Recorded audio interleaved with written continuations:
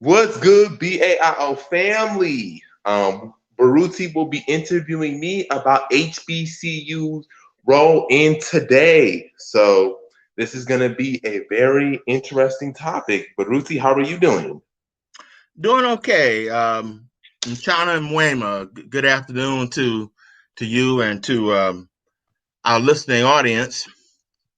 I want to thank you so much, Jabari, for allowing me on the platform to have a have an interview with you to kind of engage your thoughts about HBCUs today, their role today, if at all different than yesterday, and we're going to kind of delve into that.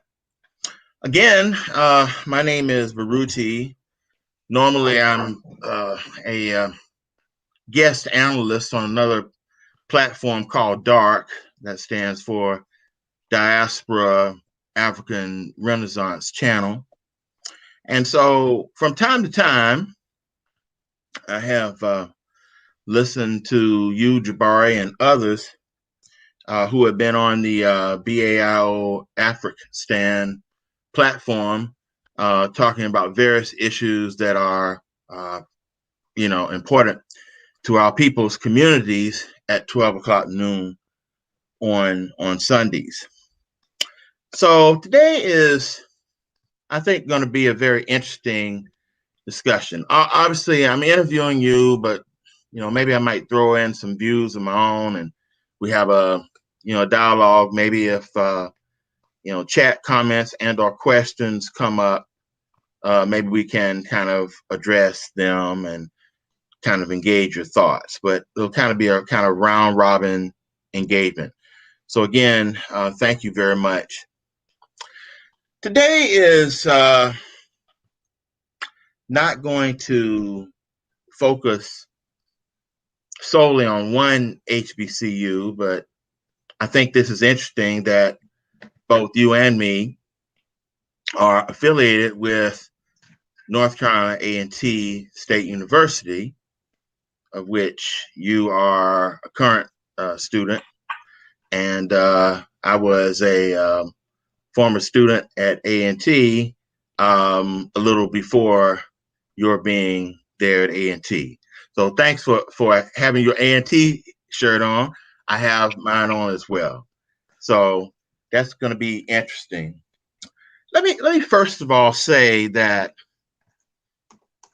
what prompted, I think, this interview today was some comments that you gave in reference to HBCUs last week on a program that you did entitled Focus on the Skills. And of course, HBCUs were not just the main topic of that, but they did come up in regarding producing types of people in various sectors of technology and other needed skills that could be very helpful in the development of the African continent. So since you and I are both connected to North Carolina A&T, go Aggies, Aggie Pride, Yeah, Aggie Pride. I want to sort of use A&T as a kind of a backdrop and a few comments to you, and then I want to get your reaction. When I was a student at A&T in the late 1980s, we had a chancellor at that time. His name was Dr. Edward Fort, and I believe Dr. Fort is actually who is a chancellor emeritus at the college still, and is still physically on the campus as one of the people who are helping to coordinate the interdisciplinary institute, I believe, on the campus. It's very interesting that he's still there. I want to say that he was, say this is around 1988, he was conducting in his capacity of chancellor a convocation. And I remember he was on stage, speaking at the convocation. and he referenced two famous alumni at North Carolina A&T. He referenced Dr. Ron McNair, who we all know was a former shuttle astronaut who perished on the 1986 Challenger space shuttle disaster, 1986. Dr. Ron McNair, a graduate of A&T, was one of the most brilliant molecular physicists in this country. And also, Dr. Fort referenced Reverend Jesse Jackson, who's also a 1964 graduate of North Carolina A&T. And he referenced him also not only because he was a famous alumnus, but also because that time Reverend Jackson was making his second run and attempt at president of the United States. And he was currently in a campaign at that time for the presidency of the United States. And so Dr. Ford, was mentioning them and referencing them as he was delivering an address for commencement. For the convocation. And then he paused and he said, North Carolina A&T, he said, there's no place like it. He said, from astronaut to president, we have them all. And I remember that statement as though it were just yesterday. And that was very meaningful to me, and that summarizes, in my view, what A&T is all about. And I took that with me in my mind and heart. And I wanted to just share that with you, Jabari, and sort of use this as an intro for you to reflect upon what I just said, given that you are currently at A&T. And I'll just use this to kind of open up our discussion for today.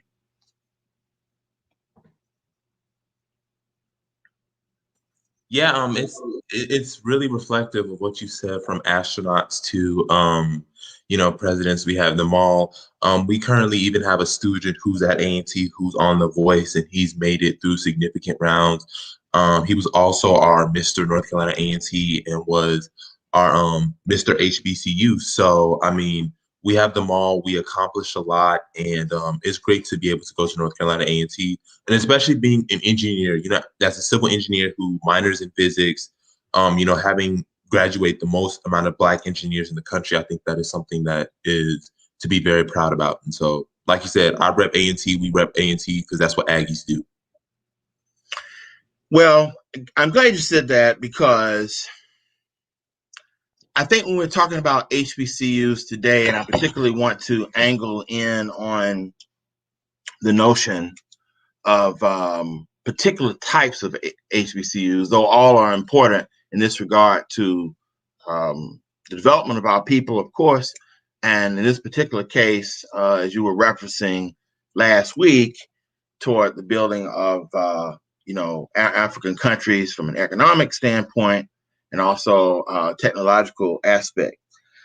I want to reference, one thing I do want to say also, it's interesting about North Carolina A&T that the current president, Dr. Harold Martin, is only the 12th president or chancellor in A&T's history.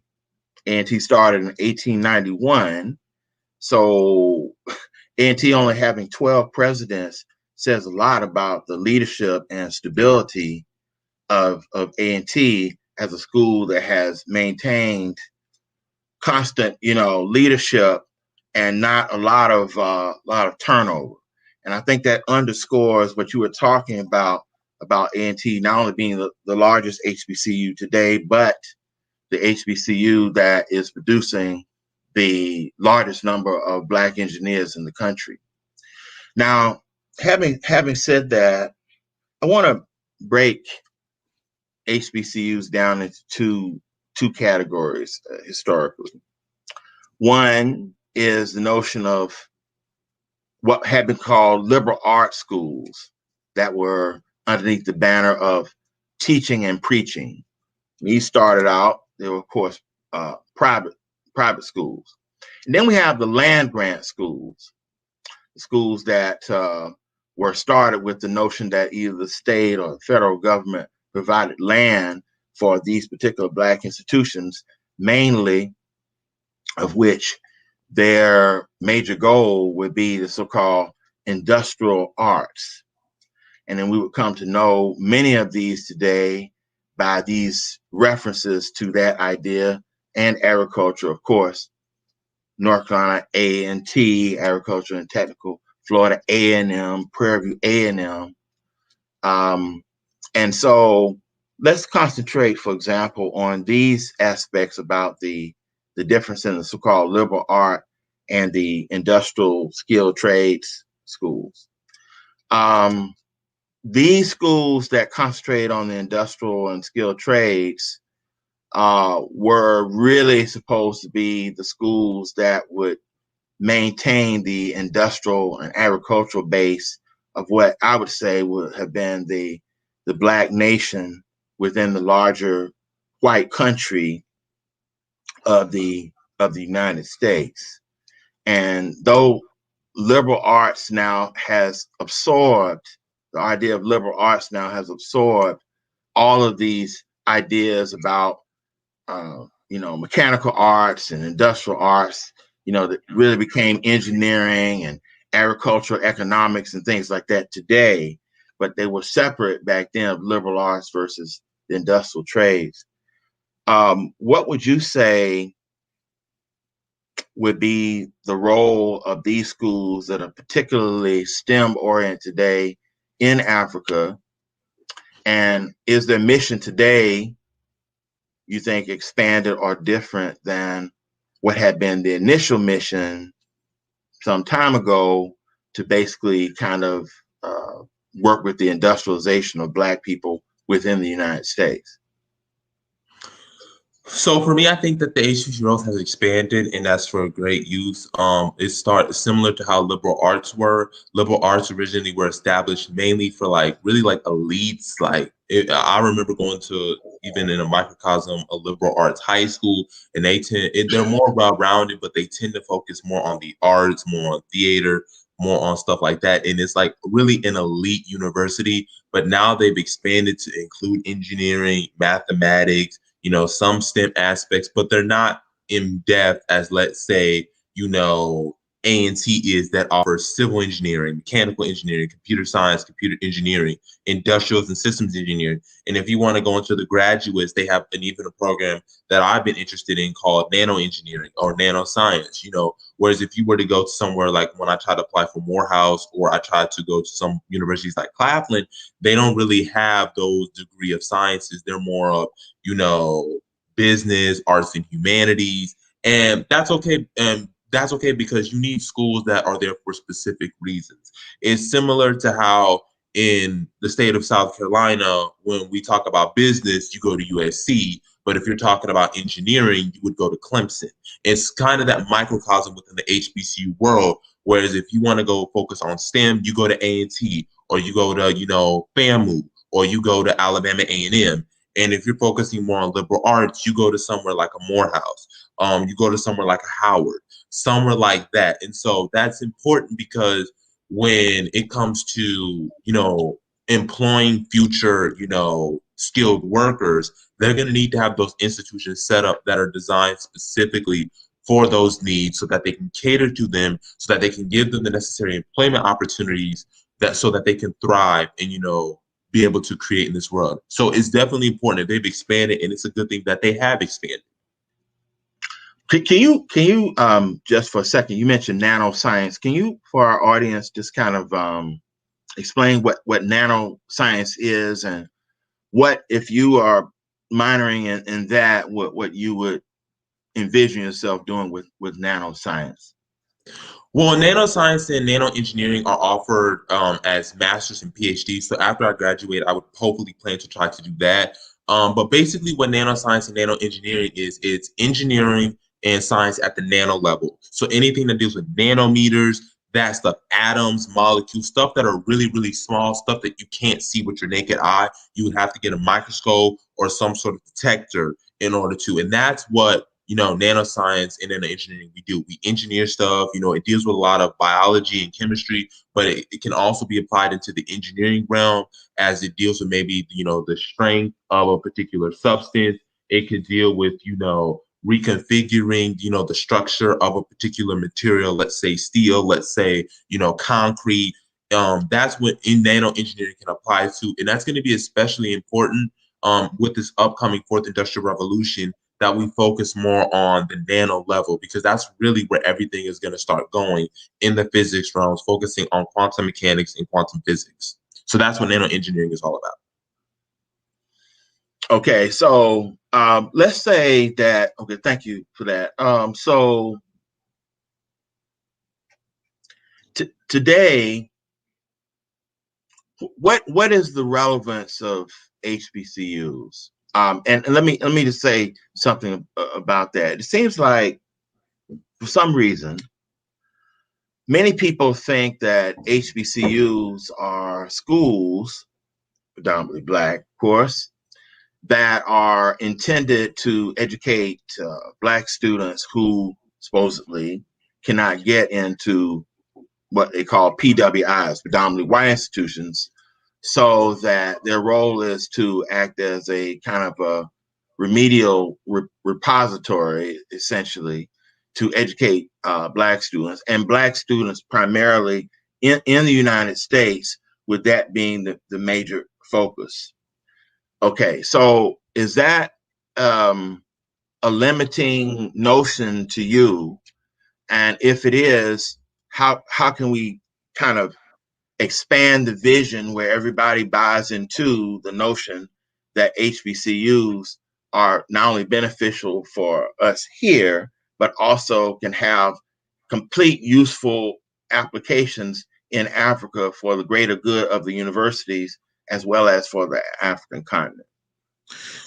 I think that's a very limiting, and oftentimes that's a very that's a historical that was pre 1965, but even to this day, the roles of HBCUs are very important. So HBCUs are not just about, giving opportunities for those who cannot apply to white universities. It's giving, really a safe space in institutions for Black students to thrive. They've done studies that those who went to, HBCUs, those who have went to, um, compared to their PWI counterparts, have higher self-confidence, they have lower levels of stress, they're able to really go out and compete in the world. And that's what HBCUs are for in the modern day. They give Black students validation to a certain degree. There are some issues with HBCUs, but overall, that's their purpose. They give, opportunities in science and medicine and, politics and public policy that would not be given access to, if they went to a PWI. An example would be like 80% of Black doctors graduate from HBCUs. 85% of Black judges graduate from HBCU. Most Black engineers graduate from HBCUs. So the majority of the skills that you need come from HBCUs, and that's the purpose of an HBCU. That's the reason why I chose an HBCU over all the in-state schools that I could have chose. So I could have chosen USC, I could have chosen Clemson, I could have chosen USC Aiken, USC Upstate, the College Charleston, the Citadel. I could have picked any of these schools, and I was making it specifically clear in senior year that I was not going to anywhere but an HBCU, because an HBCU, first of all, is a Black institution, so I'm going to be around Black students, but also because I want to be part of that legacy. I want to be part of, contributing to the, development of Black people, to educating, my peers, and, really supporting them. And so HBCUs have a much, greater role than they do have, let's say, the 65 or 70, where that was the only option. But another thing that, HBCUs do is they debunk this whole myth, and especially today, debunking that myth that HBCUs are inferior to PWIs, because, PWIs are seen as, quote, better, when the reality of it is they, because of the legacy of slavery and racism, PWIs have higher endowments and they have higher amounts of funding, but we don't necessarily have that. Okay. Let me ask you, are you originally from South Carolina? I am. Okay. I just wanted to point out that we hear South Carolina State today, but in the word South Carolina State, there's no sort of alluding to its initial base plan in terms of academic focus. But if we go back into the history, it's interesting that South Carolina State, as we call it today, was South Carolina A, I, and M college for the colored race. A for agriculture, I for industrial, and M for mechanical. Um, so you mentioned HBCUs being a safe space, and I tried to quickly write down and remember a couple of things that you said. If you are attaching this to a safe space, lower levels of stress, validation, and confidence. You said a few more, but could you explain more about safe space again, kind of incorporating those things that I mentioned about the lower levels of stress, validation, and confidence as attributes for HBCUs that would make a stronger student going forward regarding uh, skills development and its application use after graduation. Yeah, so when I refer to HBCUs as being a safe space, that's one of the reasons why they are increasing in numbers is because HBCUs provide that role where I don't really have to question my existence. I'm surrounded by other Black students. Majority of the staff is Black, and that has a huge foundation because you don't have to feel like you're not worthy there. I've never went to an HBCU and felt, oh, I'm not worthy like these other students, or I have to prove myself. I'm able to go there and I'm able to exist. I'm able to experience. I'm able to do, be a regular student, that it caters to, my needs, and they provide, courses that, I would be interested in, like African American history, African American lit. They have, music classes. And that all gives you a sense of validation of who you are. When you study literature, oftentimes it's centered on Black literature. So it's just literature. It's not necessarily African American literature. You don't have to put the emphasis there. And so having that space is important because you have people there that are also, have similar minds as you, but also having a variety of Black people. So it's not just, treating Black people as they are a monolith. You actually get to experience different types of Black people from, the continent of Africa. Like I have some friends from Tanzania, in East Africa, Black people from West Africa. I have some friends from Nigeria or in Ghana, from the Caribbean as well. And, having Black people from all different backgrounds, some Black people who are upper class and middle class, some Black people, that are coming from, may not have access to many things. You really get to see everything, and it allows you to give a holistic perspective. So when some Black people are confronted with, okay, well, why don't you choose an HBCU that has a great program and whatever you want to major in? Sometimes there'll be some pushback where some people will say, well, HBCUs are not diverse. And the commentary around that about the non-diversity is normally meaning that they don't think that it's a great deal of white people, and that's what they're thinking of diversity, and they're thinking that diversity in that sense is a strength. Now, you have listed diversity from another angle. You listed diversity as coming into contact with lots of different Black people from different parts of the United States and different countries internationally. Could you just kind of speak on a little bit about why this kind of diversity that you just mentioned would benefit Black people who are attending HBCUs post graduation if the Black person is thinking about their future and they are only confining their future to employment in the United States? Yeah, so what I would tell a student is when HBCU in particular, I had the chance to go study abroad to South Africa in last semester. It was spring 2020. And that really allowed for me to bring some of my skills there, but it allowed for me also to, understand that there are so many options outside of America, because I'll never forget this. It was this one girl I was talking to in high school. And I remember she said, yeah, my mom doesn't want me to go to an HBCU because it can't be applied into the real world scenario. And that really shook me, and I was kind of like taken aback by it. But I understand why some people may think that, because HBCUs, yeah, they're black, but we do live in a white country, so we're going to be going into corporate America. And so being into corporate America, you kind of, the way that you can sort of navigate racial situations has to be very precarious. Whereas if we taught students, to think going abroad, thinking of studying in Africa, taking their skills to like Liberia or Sierra Leone, they wouldn't have to feel like they're not worthy or feel like they would have to hold their tongue. They would feel like I have some outlet. So if I'm going to be treated like this, I know that my degree can be taken anywhere and I can apply it.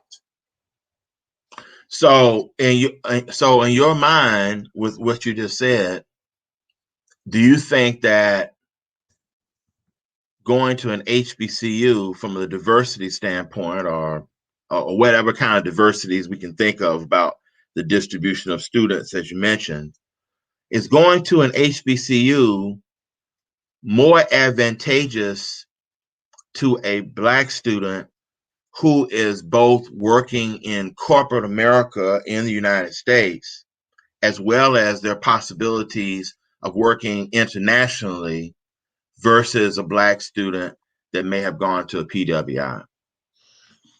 I think we need to make a distinction between diversity when it's like, oh, it's not diverse, it's all black. But understand that when you go into a white space, they don't feel, they don't see black students in a diverse perspective. They see black people in oftentimes a very stereotypical perspective. So And we've what is seen that? And women what is in, that? Wait a minute. What is that? What is the stereotypical perspective as you continue? oh, the black student really doesn't belong here, and he got in here because of affirmative action, and oh, he's on the government, and oh, they act like this, or he's on us as a student athlete. These are all stereotypes that white students give black students. And do you really want to be in an environment that has these students coming in with these perceptions? I wouldn't consider that diversity. I consider that to be a barrier and a problem. I feel like if they're going to come to these HBCUs and they should come to learn.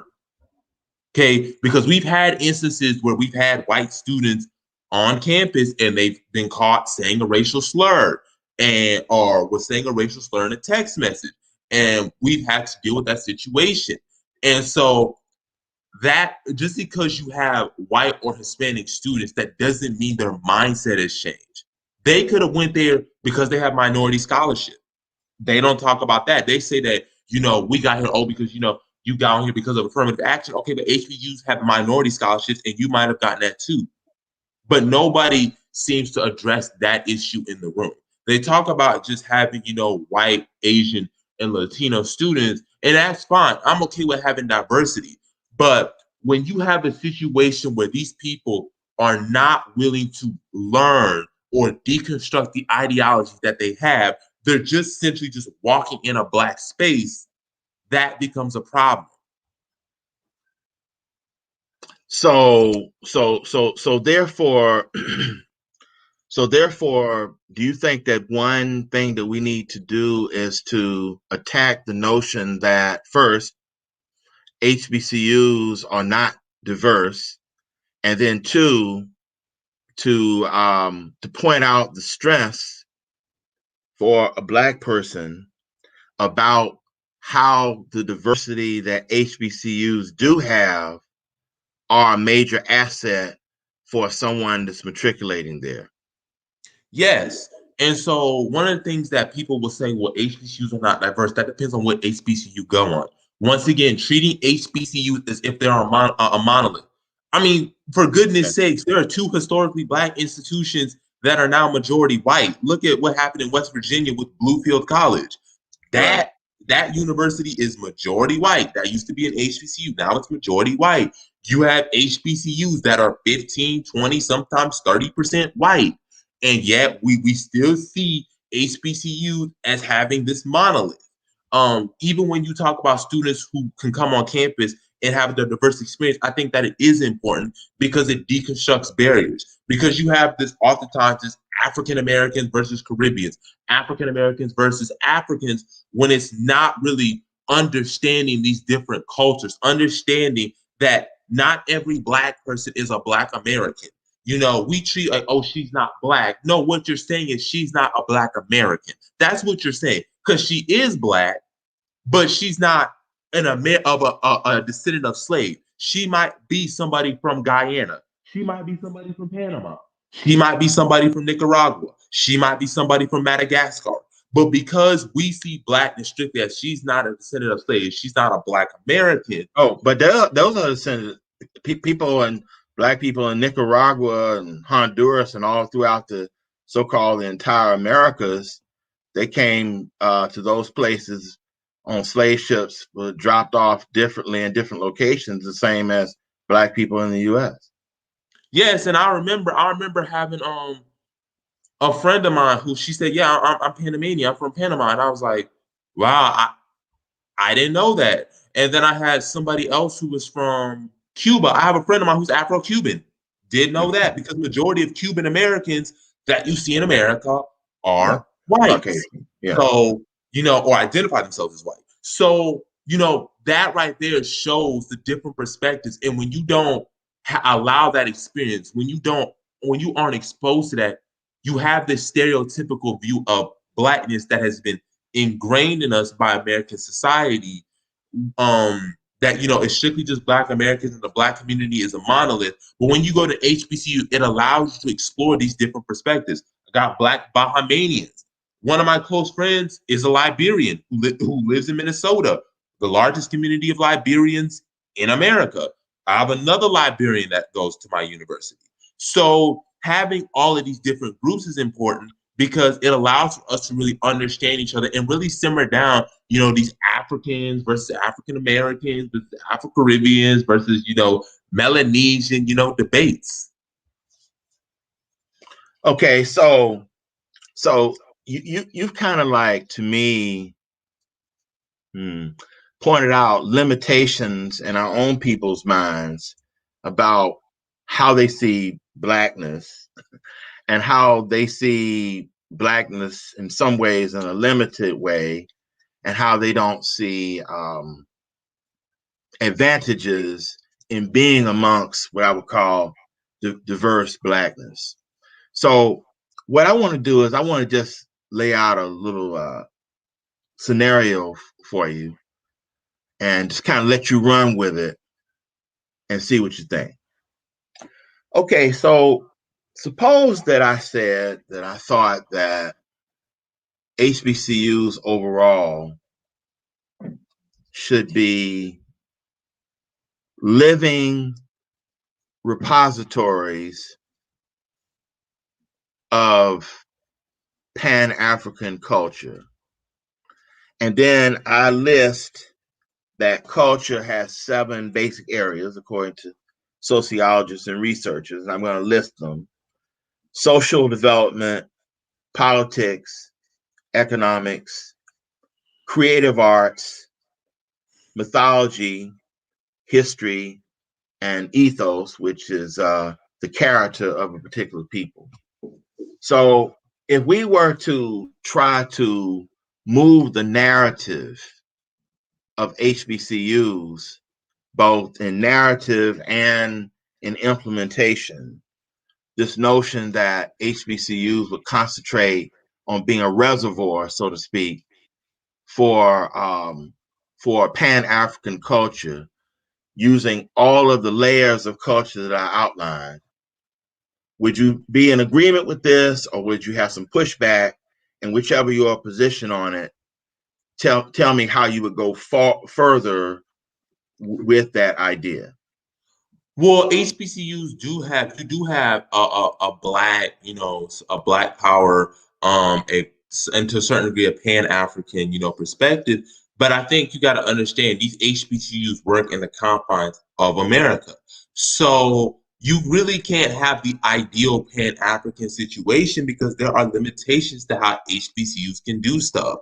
Because remember, a lot of these HBCUs are publicly funded. And so, they don't have that luxury sometimes to really institute that Pan African, ideology that we would want.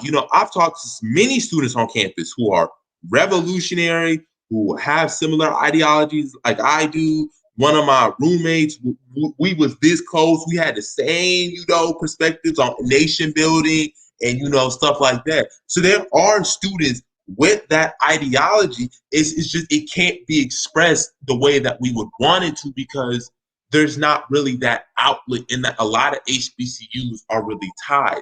There's a certain thing that they can really allow on campus. It has to be aware of that because then, it would start controversy. I remember a reflection of this would be a high school that I went to show a similar analogy of microcosm.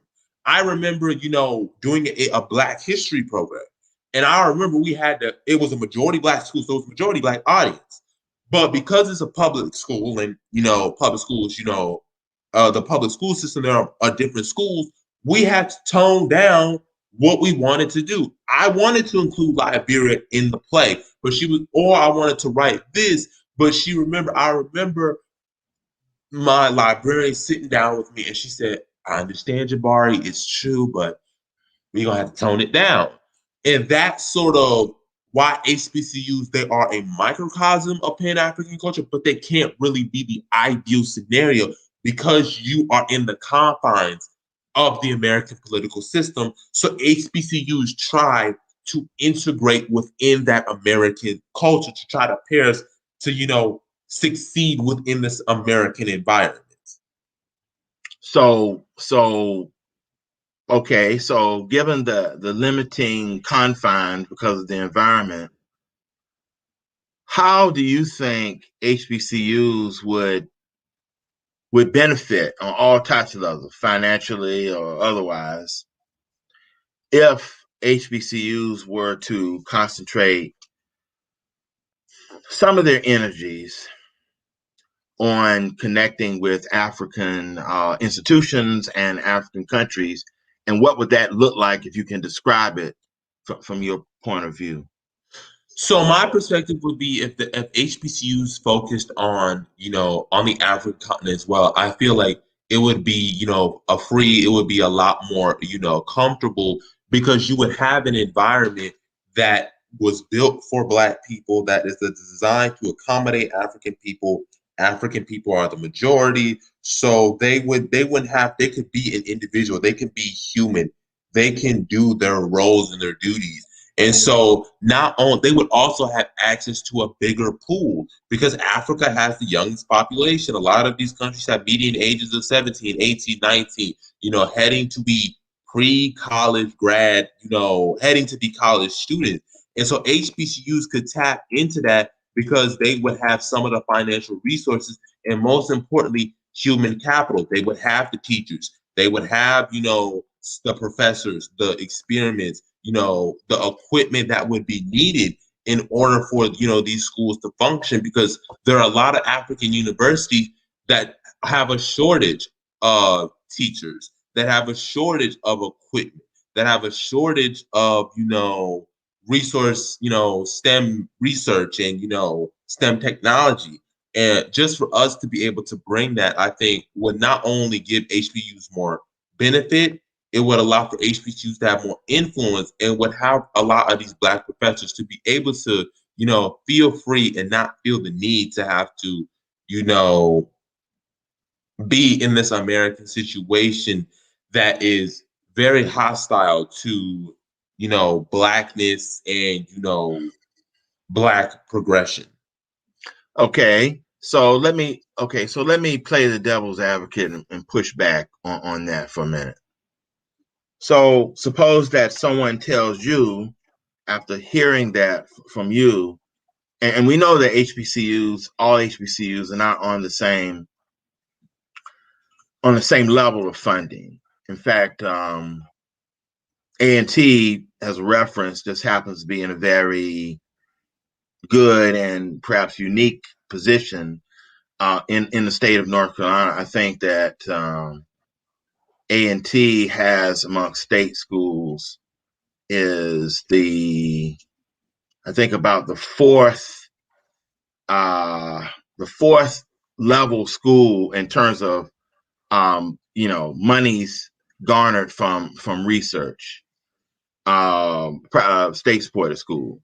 So that says a lot for A&T, which we know that University of North Carolina Chapel Hill and North Carolina State University are the two flagship type schools. For A&T to be fourth on the list, I think that's incredible.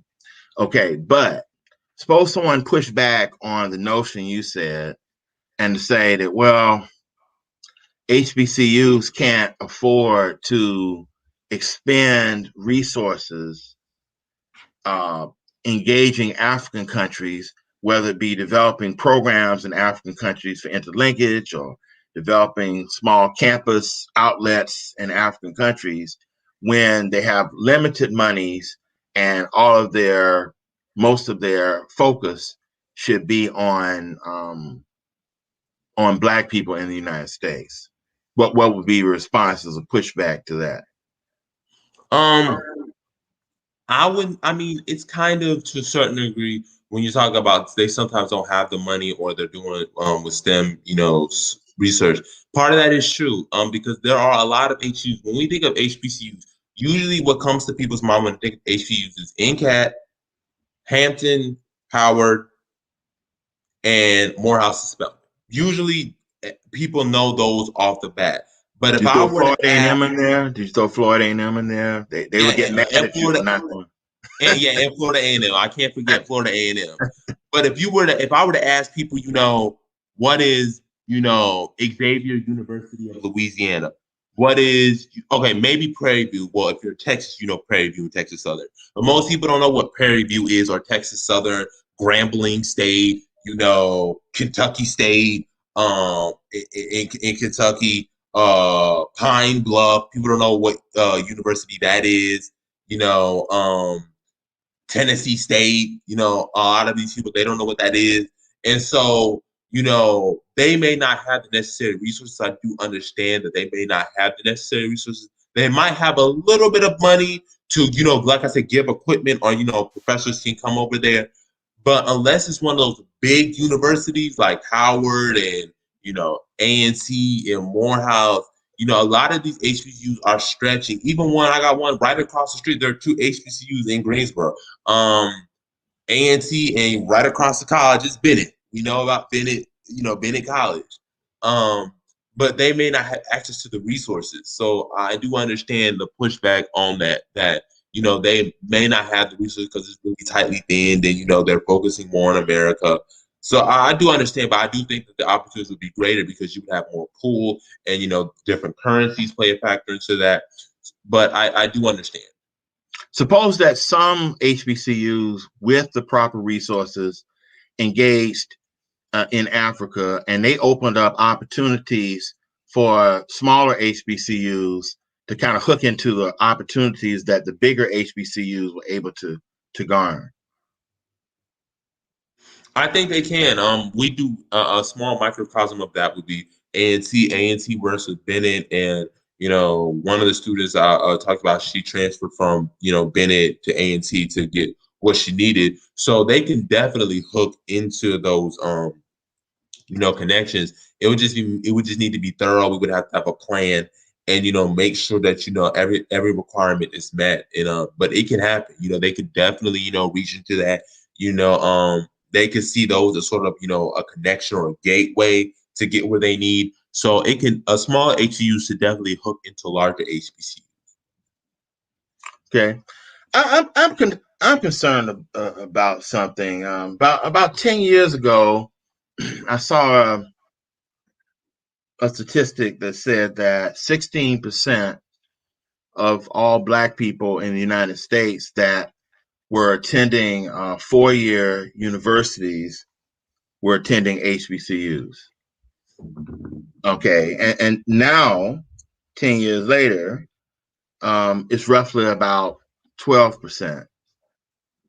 Are you concerned about that? I mean, we don't even have a quarter of Black people who are attending four-year institutions going to HBCUs, though it might be some pickup now because of the racial climate of more people applying to HBCUs. But can you just say something about those statistics I brought up? No, I actually disagree because I think you got to understand where some Black people live. Some Black people don't live in areas where there is an HBCU. So it's easy for me to say to go to an HBCU because I live in South Carolina, or in North Carolina and Georgia. So I got access to eight HBCUs all throughout the South. But if I'm a Black student who lives in New York, who lives in Michigan, who lives in Pennsylvania, they may not.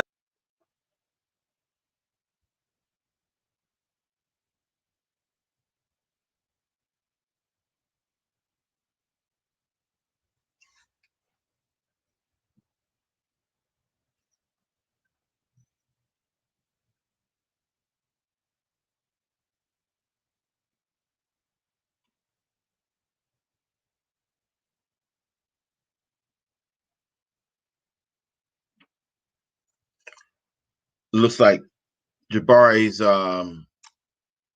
feed may have gone out, but he'll be back momentarily.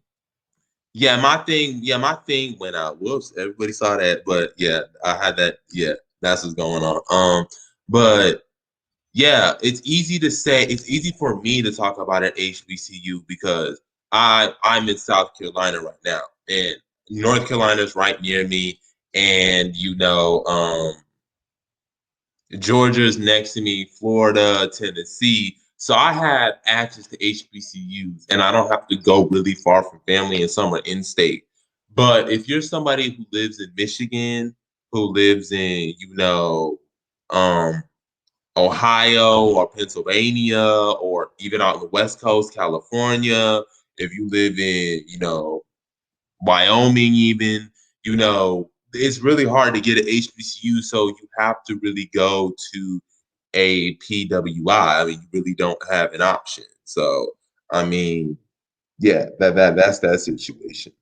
So your thing is that the statistic is kind of misleading, as in not that more Black students would not like to attend HBCUs, but you feel like because that most of the HBCUs are located in the South, that a lot of Black people who live outside the South don't have geographic access to them easily. Is that what you're saying?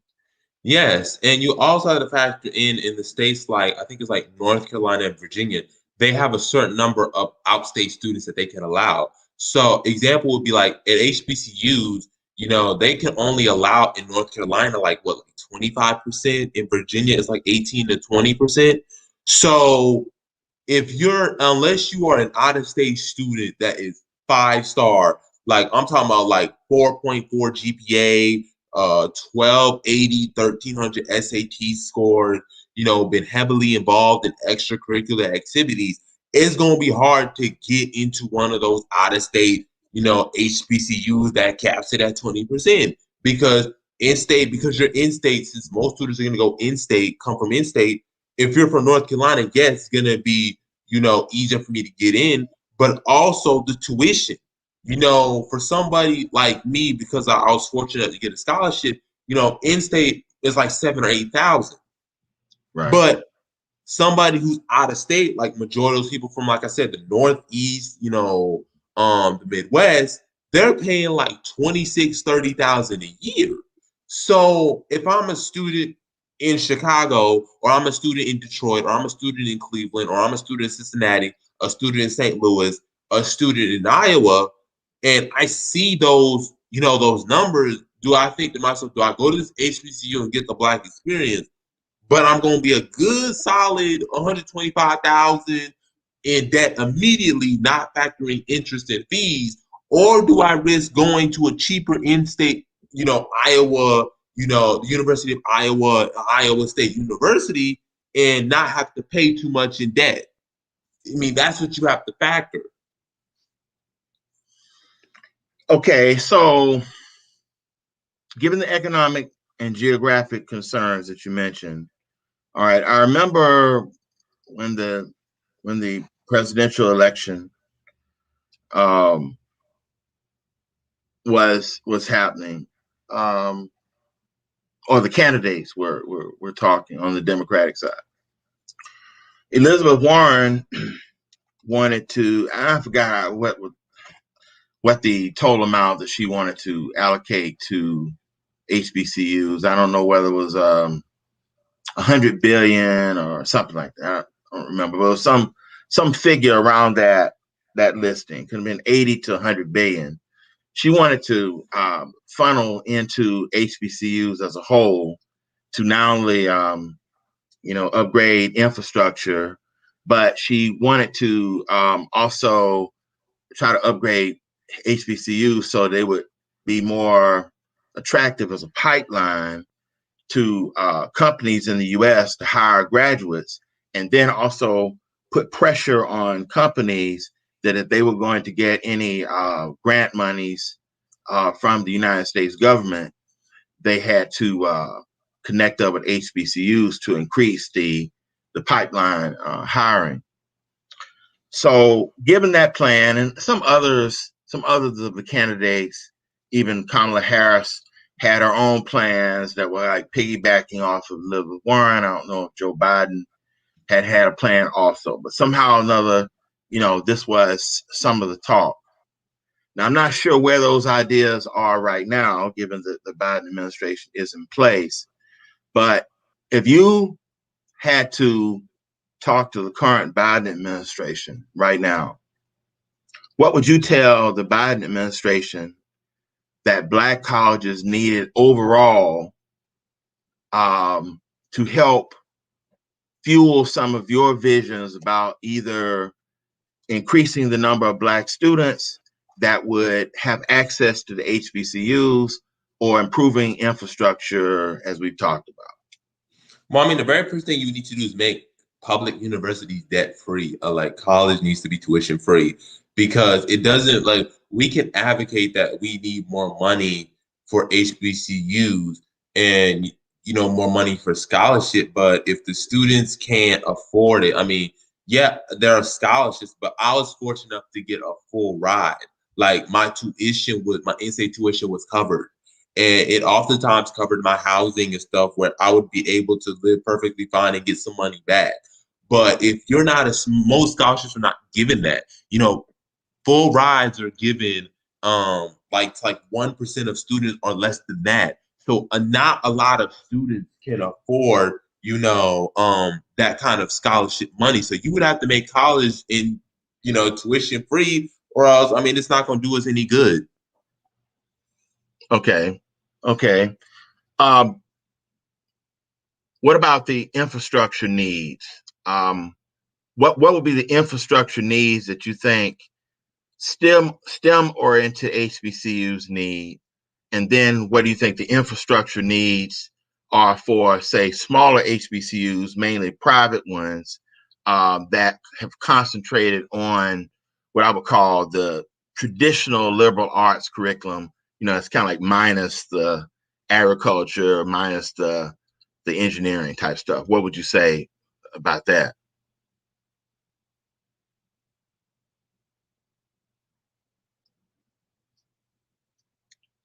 Jabari, you still there? Yeah, I am. I just had to get another location. But yeah, I think what they would need to do, they need to get more funding for housing, more research for different different things. I think that would be an important thing. So definitely. So I would also say they need to give more money in terms of, I would say things on campus because we don't have, the luxuries that PWIs have, and that's evident with in A&T, where you got A&T and UNCG, and you see UNG's campus and everything they got. At A&T, we don't get that fortunate things that UNCG does. So I would say giving us more money for other things on campus, amenities too, housing. I feel like that would be important because they need to have students need to have a good environment to work in. Right. Okay. I want to ask a few questions. I'm looking at from the chat. Let me direct one of them at you. This is a question from Ngone All. This person asks, is nanoengineering used in mRNA injection technology? I'm sorry, I've forgotten what mRNA is. Yeah, I think mRNA, I think that has to do with I think mRNA, since it's talking about RNA, I think that's more to deal with bioengineering and biomedical engineering. Um, It can you can use nanoengineering for that. I'm not gonna say you can't because nanoengineering can be applied to that. But when you're talking about RNA, mRNA, and stuff like that, that's more with biomedical bioengineering that also deals more with biology. So I would say that you can use nanoengineering for that, but if you really wanted to go in depth with that, I would say go into the bioengineering and biomedical because that deals with biology. Okay. Umoja B makes a comment that I want to direct to you. Umoja B says college is not worth the debt in most cases. It's just another American hustle more than anything. I mean, that kind of is the truth because um, most colleges it's profit motive, and they charge ridiculous amount for their tuition. So oftentimes students have to take out loans, and then when they take out these loans, oftentimes they have to pay these ridiculous amount of fees. Not fees. I'm talking about interest, and they're unable to pay them off, and they're stacked with student loan debt, and they can rarely pay them off. So unless you're going into a field that um is gonna bring you high in investment like us, like unless you're in the STEM major or unless you're in business or the medical field, it's not worth it because you're going to be in debt. And then once you're in debt, one of the things that they made student loans is you can't default on student loans. You can't declare bankruptcy on student loans. So then you went to college and you're essentially stuck with that student loan debt. Well, I would, okay. On a personal level, I would be more comfortable with the notion that maybe should be, focus on certain types of majors because I think that college is valuable for those people who would like to go in that direction rather than just saying it's just a hustle. In other words, I don't agree with that end of it. But I would concede that maybe there are majors, as you said, you mentioned STEM, biomedical, medical field, and business, I believe, or some areas of business, I suppose, that would be needed.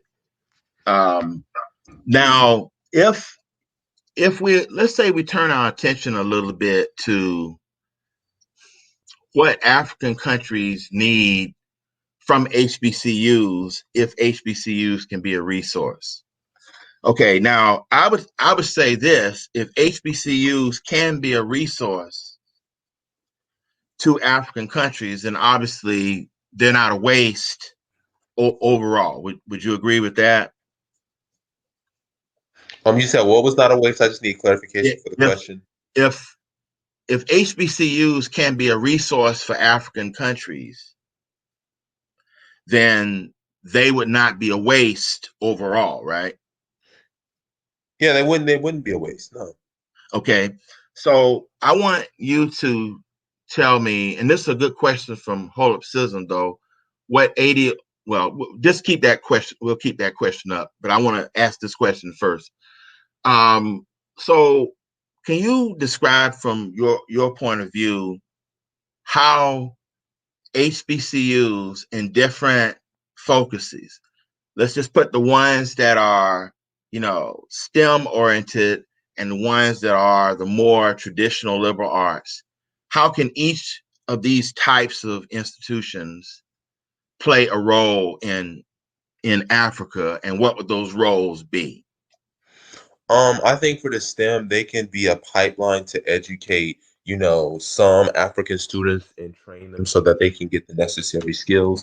And once they get the necessary skills, they would be able to go back and teach them. So they would be able to teach their students and produce, more engineers, more medical doctors. They would also be able to give them more hands-on experience. So that's what the STEM and those, A&T, agricultural and technical, or agricultural and mechanical, universities, could provide. And when it comes to the liberal arts, they can provide, a lot of information on African philosophy, African literature, and stuff like that. Would you rather see, for example, I want to point out someone that I looked up earlier today. Let's see, 2007, a person by the name of Seydou Niadou, who's a native of Niger. He graduated with a PhD in energy and environmental studies from North Carolina A&T. Okay, so that is an example of someone from the continent who would have come to an HBCU, in this particular case A&T, and perhaps went back, I'm not sure, to use those skills.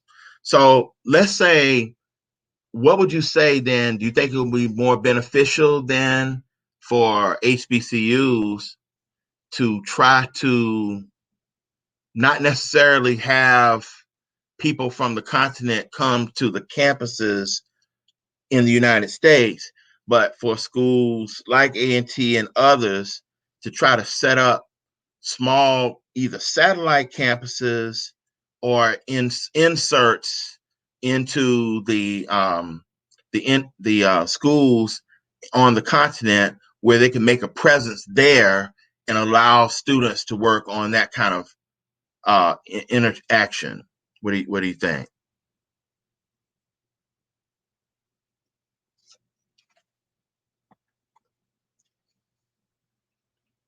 Jabari probably right back. His feed link of okay. Jabari, did you get that question from me? Yes, yes, yeah. So I would say that, speaking on the dude who graduated from HBCU with a PhD and then went back. Um, He went to what A and would T, by sorry? the way. He went to A and T. Oh, okay. Oh, okay. I would say that, hold on. I didn't get the end. I didn't get the very end. Sorry about that. I didn't get the very end. I heard all you said. He went back, and then Yeah, I didn't he get may the have end. gone back, but would it be more beneficial in your mind if HBCUs can kind of set up some type of presence in various African countries where the instruction or the linkage could be set up there?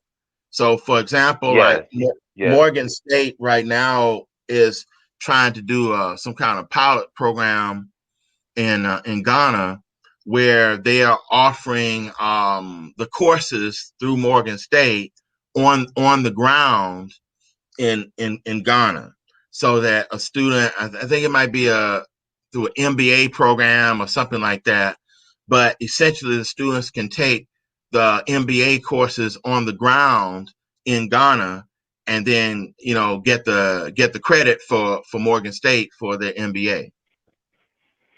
yes. I think that's what they should do because it allows for African talent to stay in Africa. So African talent wouldn't have to worry. You wouldn't have to worry about a brain drain because um, they would be taught in Africa and they would be built by Africans.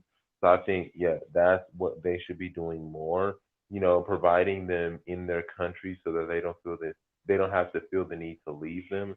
They can just, they have somewhere to go to. And I think, that is important because a lot of Africans go to the West and they don't come back because they feel like African universities are not providing what they need. So having those courses there, I think is beneficial, it's helpful, and it meets the demand.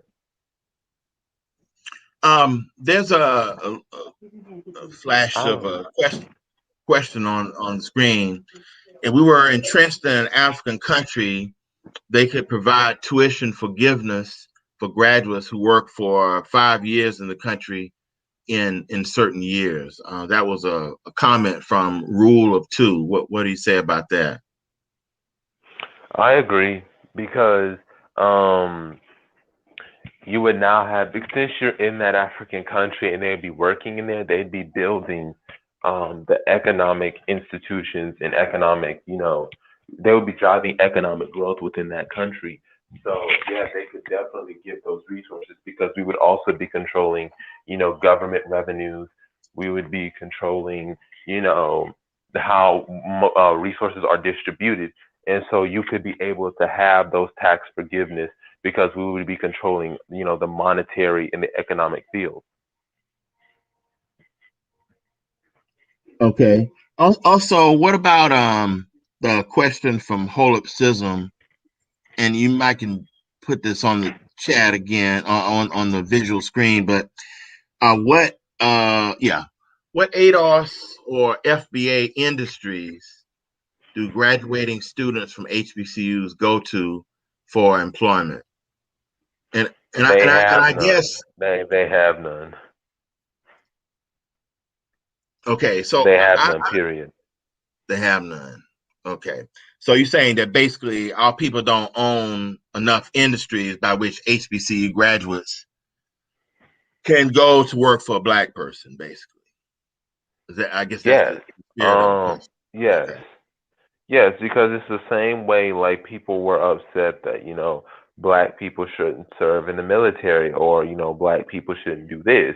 And my response is that's handy and dandy, but you have to have an alternative. You can't boycott something with a nothing. You have to have an alternative. If you're going to boycott a company that's a bread company or some food company, there has to be an alternative for you to be a part of. You can't just say boycott this and there's no alternative because there are some essential things that you need that you cannot live without.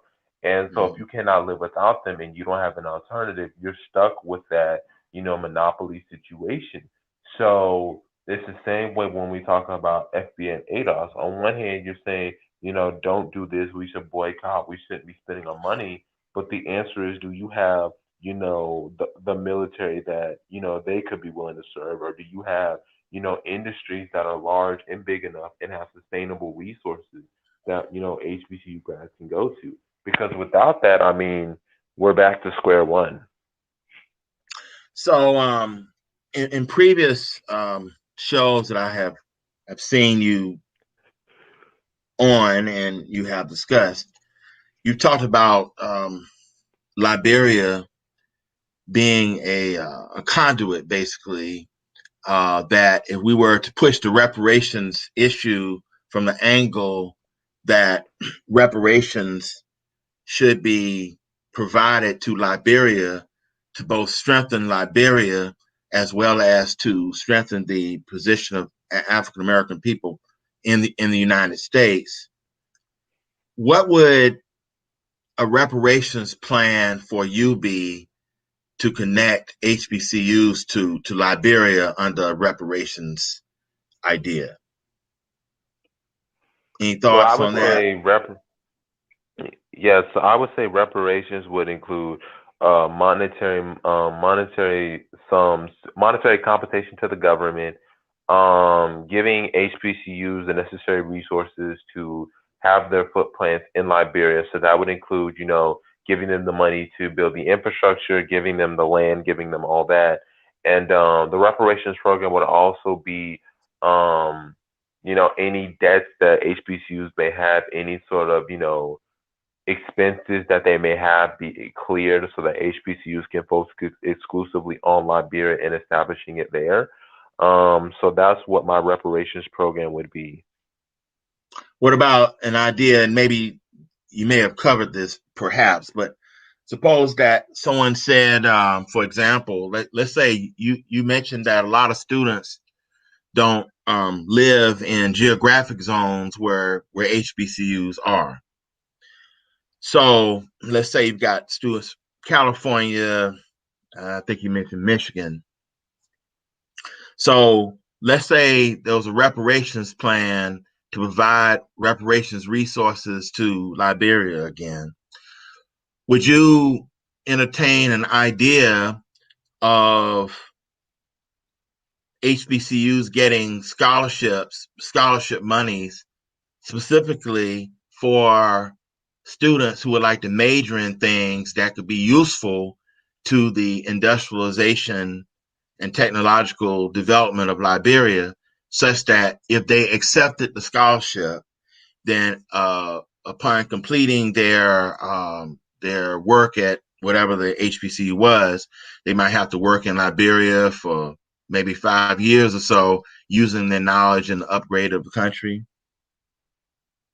Well, I would actually say once we get the money and the compensation, it's now in our hands because so we can decide. So we wouldn't necessarily have to do a scholarship because if we were in Liberia and we were using our money that we got, we can technically make them tuition free. We can make them, where they don't come out of debt. They would just have to stay in Liberia and work this long.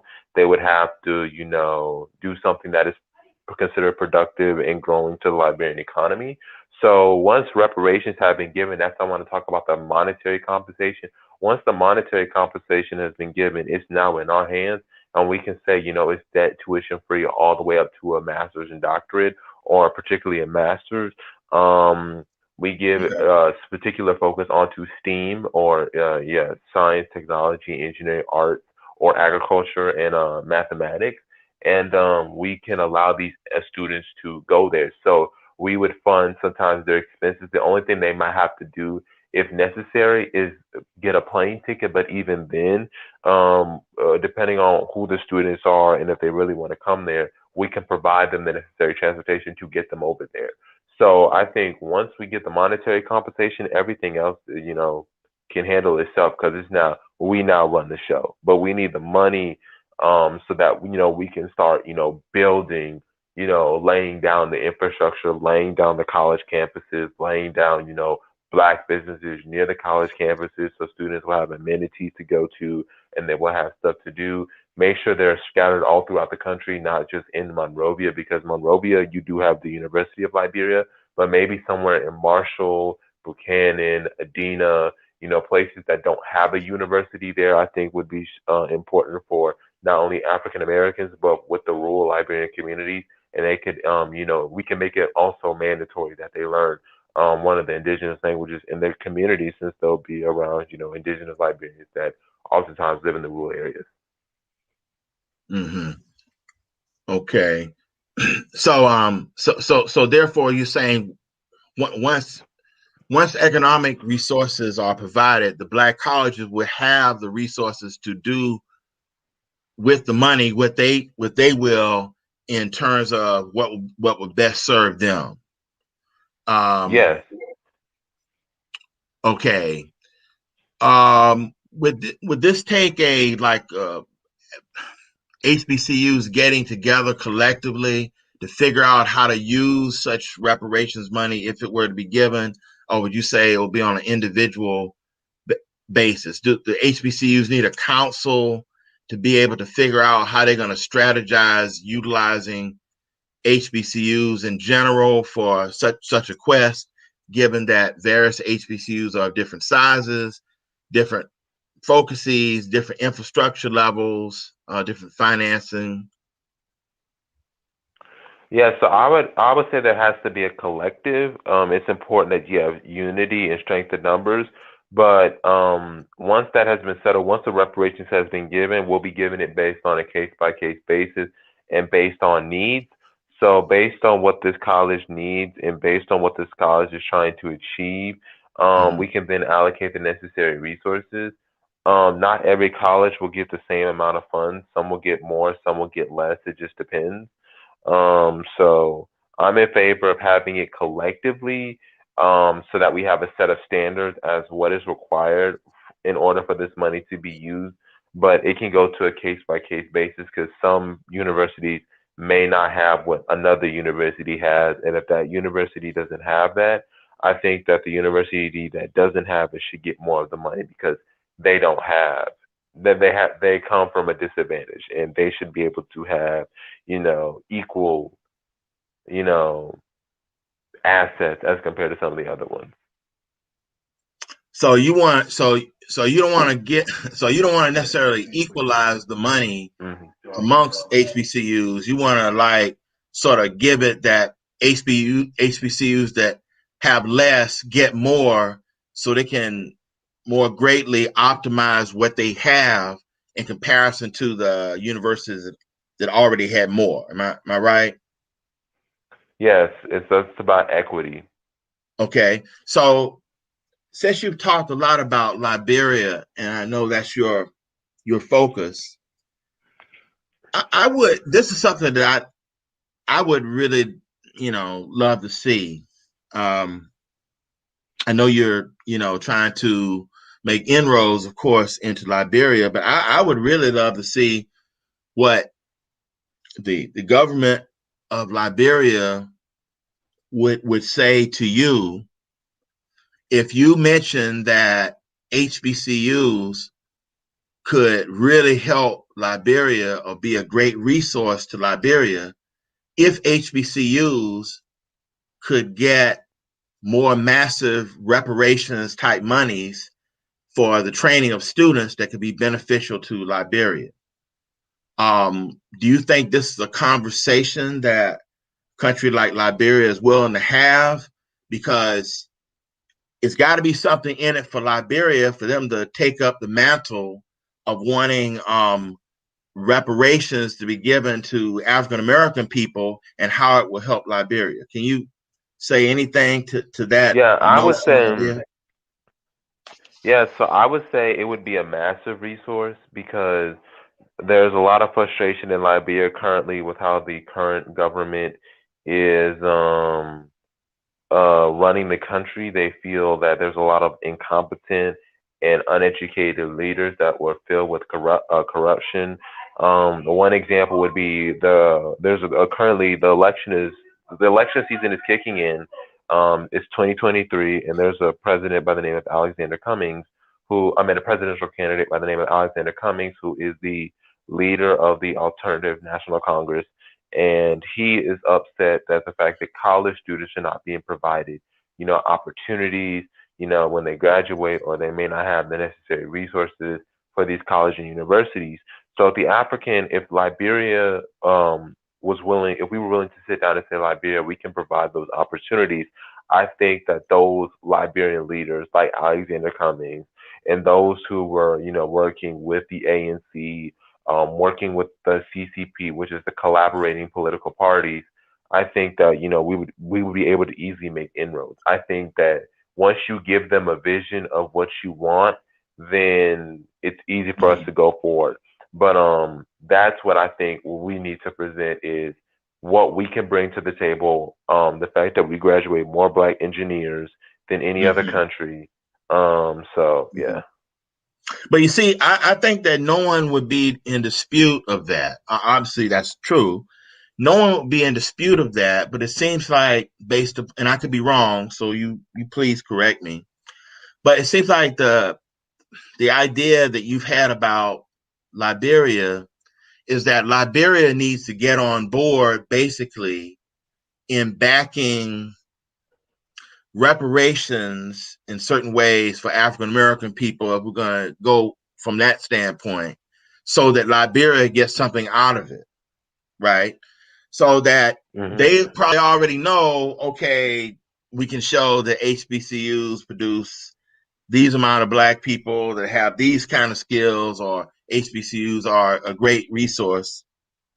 But getting them on board to back reparations politically on an international level so that they become the beneficiary of what African American infrastructure can be in an optimized way, I think that's a different question. You see, I think that's Um, I a I different would question. I would tend to disagree. I would say that the only thing that this conversation about African Americans and reparations to Liberia and Liberia being the nation state, it's not even happening within African American communities in America. So if it's not happening in African American community spaces in America, I definitely don't expect it to be happening in Liberia the way that it should be. And I think that we have to bring that more to the front. And the more that is brought up to the African American community and to the Liberian community, I Mhm. think the more that we can sort of coalesce around the same goals. But oftentimes the two are just completely disconnected from one another, and not many, are aware of that. So you have a situation where the Liberian government, as of right now, may not be able to get on board because the African American community is not putting in the proper investment in lobbying the way that it should be. And I think once we lobby and we invest and we do that, I think that the Liberian government will get on board. I don't think international backing would be difficult because you already have the CARICOM 10-point program, and CARICOM has advocated for African American reparations. You can get countries that, you know, are, maybe are in a competition with America, and there's a battle for soft and hard power. You can get one of them on board and really put this to the forefront because there's this competition between the U.S. and China. You also have a competition between U.S. and Russia, and U.S. and Iran, and so I don't think it'll be difficult for let's say one of them to get on board and really pressure the U.S. And of course, with CARICOM being close to the United States, that's going to add some pressure too. And then you can get countries like South Africa, who we helped with the apartheid, get rid of the apartheid regime.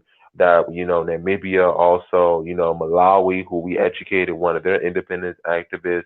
Nigeria, we educated their first president. So I don't think that it would be hard to get on board. I just think that we have to get the content out there before something can manifest itself. It first has to be known, and if it's not known, it cannot manifest itself. So that's my whole take on that. Okay. So, oh, by the way, you mentioned Malawi. I'm not sure whether you were speaking of Kamuzu Banda, who was the first president of the independent Liberia. I'm sorry, independent Malawi. You may have been speaking of someone else, but since you mentioned Malawi, Kamuzu Banda actually was a graduate of Meharry Medical College, but I'm not sure if he was the person that you were speaking of. There was someone else, but I think his first name was like start with a C. I'm not for sure, but he was an independence anti-colonial activist in Malawi. Okay, okay. Um, I think this has been great because I think that we haven't. I mean, in this conversation, I think we're delving into the role that HBCUs Yeah, can yeah, yeah. play. You're right. Yeah, you're right. It was Malawi's first president, Meharry University. Yeah, it was Malawi's yeah, yeah, Meharry University. Yeah, Malawi's first president. That's who it was. Right, right. And interestingly, at the present time, since Kamuzu Banda, Dr. Banda was a physician, it is interesting that I think about 3 years ago, 2 to 3 years ago, a um, a memorandum of understanding was signed amongst the University of Zambia, Meharry Medical College, and Morehouse School of Medicine to create a triangular research consortium to work on studying different diseases that primarily affect Black people, kind of globally.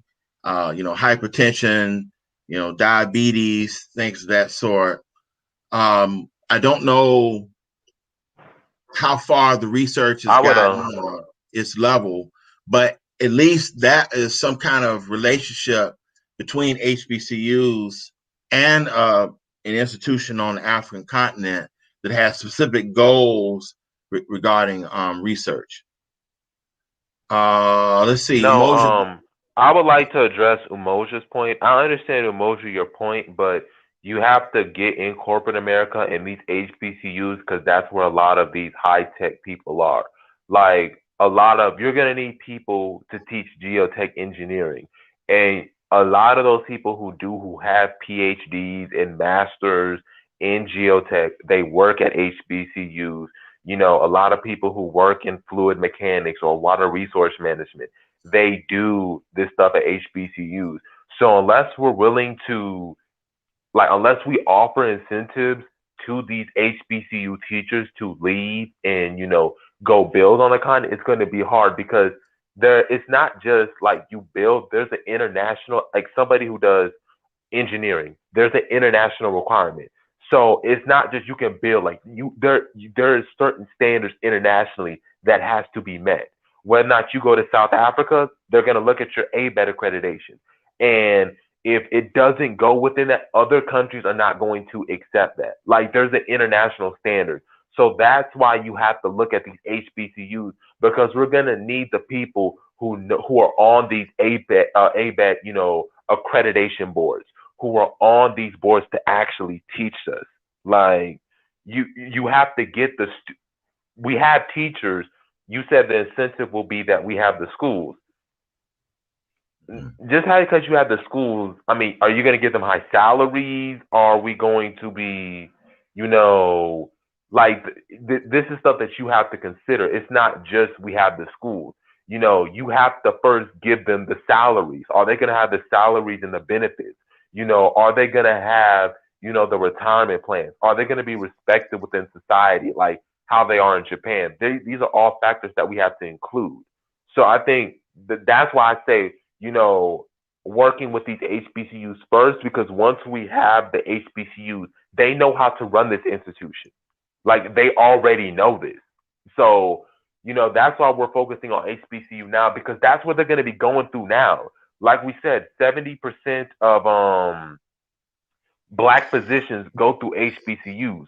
So we're going to have to bring them from the HBCU pipeline to Africa.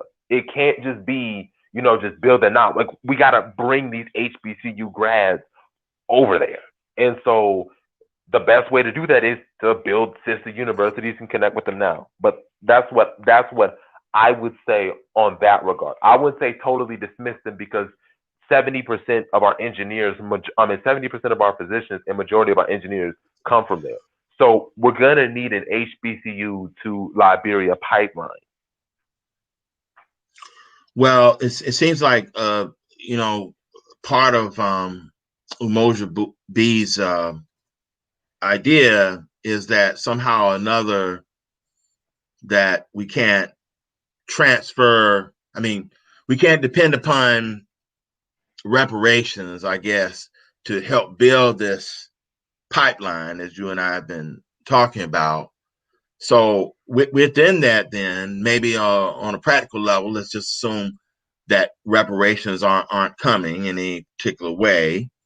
Maybe we just have to work right now with the notion that HBCUs can make available its resources on the ground in Africa through even video conferencing and things like that. Like when I referenced Morgan State, I think that a lot of some of the work would be maybe a few professors that are on the ground in Ghana that are teaching in buildings that are already being used by other institutions in Ghana, those professors from Morgan State.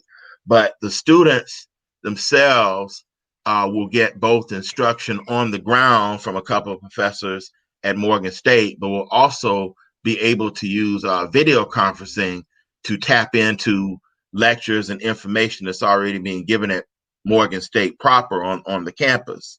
So maybe trying to put HBC resources on the ground in Africa might be a way that we could kind of address Umoja B's concern. I would also, you said, Umoja, you said all those things keep professionals planted in America, pay, benefits given in America, bam. Yeah, like that's what also brings some African professionals over there. Like I said, you have to give people incentives. You got to give people intrinsic as well as extrinsic motivation. So, if we give them incentives or give them something that America doesn't offer them, then we are able to, provide. I know you said American comfort continue to trump racial development and African pride. Umoja, that's across the globe. Incentives is what drives things. You can have intrinsic motivation, but I care about how much am I getting paid? Like when you walk into a negotiation room, it's when we gonna get paid. Like you have some employees that are like, when are we gonna get paid? How much am I getting paid? Because yeah, it's handy and dandy. I got this, but if I'm not getting paid my worth, I'm out. I'm out. Like that. That's just how things work. You can't expect things about. And rule of two said it's not about comfort. It's about leveraging resources effectively. Correct. Like we're trying to see how we can leverage these resources. And if I can give them an incentive, that I can use based on leveraging my resource, I'm going to use it. But it's about having those resources and leveraging it so that you can give them benefits or give them stuff that, they may not have. Because there are a lot of Black Americans that would leave, but there needs to be a incentive. There needs to be something that you're offering me there, right? You're telling me to go here. So here's what some Black Americans say: you're telling me to come here, and I Mm-hmm. gotta wait 5 to 10 years to get citizenship. I gotta wait 10 to 15 years. Um, So wait a minute, Jabari. Let me throw a little question in there. So when we start thinking about resources, well, Umoja B mentioned, or was mentioned about pay. um, Okay, they're I mean, worried about the Umoja, if you comforts wanna and if you wanna come what. on and explain, I mean, we'll let you come on and explain and ask your question. Sh- Or is it a completely different conversation? Because if you wanna, we'll let you come on and clarify if you would like. Like, I have no problem letting you come on and explain if you would like. I mean, this is an open Sure, forum. We're interviewing, but we want to answer your questions and make sure that sure, things are being properly answered. If something's not being, communicated right, we would gladly, let you on. Um, sure. I think I that just would be want to. good if he did come on to address that. But I wanted to throw a little question at you, Jabari. So okay, so let's just say that we're thinking that monies coming from reparations, say, would be used to increase salaries or increase the ability for the African American colleges to have more of a presence in Africa, right? So let's say that reparations would not come to do that at all. So, what kind of incentives do you think, if it's not actual cash, could African countries use to provide incentives to professors from HBCUs to be on the ground in African countries working as professors? Would it be citizenship immediately or other things? Tell me what incentives could be used to optimize that. Yeah, so one of the things that I would say an extrinsic motivation would be, appreciation and respect. So knowing that Black professors will be treated with respect would be a huge benefit that they can provide. Also, giving them free reign, giving them, comfort in designing the curriculum. Because oftentimes a lot of Black professors feel that, they can't really dictate the curriculum or they're handicapped. So saying, hey, we'll give you access to controlling the curriculum. You will be able to, we'll give you more control of it. We're going to provide you teachers unions so that you have a greater say on how the system is ran, since you guys are the teachers, you are the administrators. That would be served as an incentive. But also, talking to them personally, I think is important. Going up to those teachers and saying, we need you, we value you. Here are some Black teachers that made the journey back in the 1850s who were Black college professors, and they went over there for this purpose. I think that would serve as another motivation. Telling them and reminding them that they are needed and validating their existence, I think would be a great benefit. And telling them that they're continuing a legacy. You know, I think a lot of Black professors would be happy to work at an institution that's older than all HBCUs. University of Liberia was founded before the Civil War. I mean, during the Civil War in 1862. Mm-hmm. The University of in Sierra Leone was founded in 1827, and the first Black leader was a Black American who ran that university, and it was known as the Athens of West Africa. So talking about that, I think would encourage a lot of Black professors to come over there, because they would feel that they're being appreciated, they feel that they're being validated, and they feel like they're, part of a greater purpose. That's what I would say. But also citizenship, citizenship, Mm-hmm. positions in the government. controlling the Right. departments or Ministry of Education and Youth. I think Right. giving them that would definitely serve as motivation. Or how about this, just to run this by you?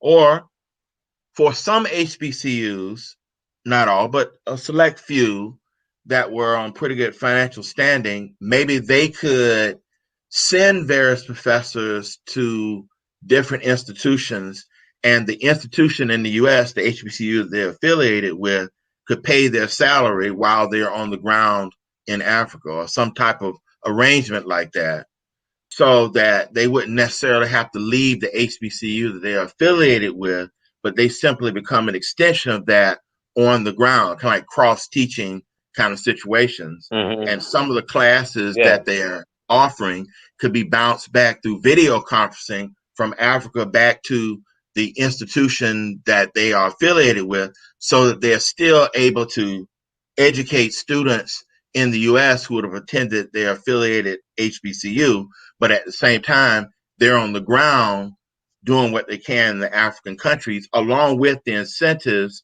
on top of that that you mentioned. What about some arrangement like that? I think that could work. I think that could work as well. And they can also, because of that, they can be paid also in the country that they're working in. Yeah, they would still be part of the HBCU and they would still be able to work. I think that would work perfectly. So they would be able to retain being with their HBCU with their staff, but are also working and getting accustomed to the environment. So yeah, that could be something that works temporarily, and then we could start focusing more on that university and further crafting that university so that they, would be more encouraged to stay there. So definitely that would be something great to start out with. Bruce Leroy says in the chat that Africa doesn't lack human capital, and I assume from his comment perhaps that he's thinking that we're saying that we could take teachers from HBCUs and put them on the ground in African countries, as though African countries don't already have the human capital. That's probably not what we're really saying, but I think he may be thinking that that was the case. How would you respond to his concern that Africa already has the human capital? So maybe he's saying that HBCU I, teachers I, I would aren't really needed. I would disagree. I would disagree with Bruce Leroy, and the only reason why I disagree is because if we have the human capital, all the issues like having access to healthcare, access to necessary infrastructures and technology, they would already be there and they would already be built. The reason why there's a shortage, the African healthcare system is not as well, is because you have a lack of doctors. There's a shortage of doctors. There's a shortage of nurses. There's a shortage of radiologists, audiologists, pediatricians, urologists, gynecologists. There are shortages of this. So we're talking about those with skills, and it's particularly high value skills. There's a shortage of African engineers. Like, you're supposed to have one physician for every 600 people. Africa has a rate of one to every 5,000. So we're Mm-hmm. talking about a acute shortage. In some countries, it's one to every 30,000.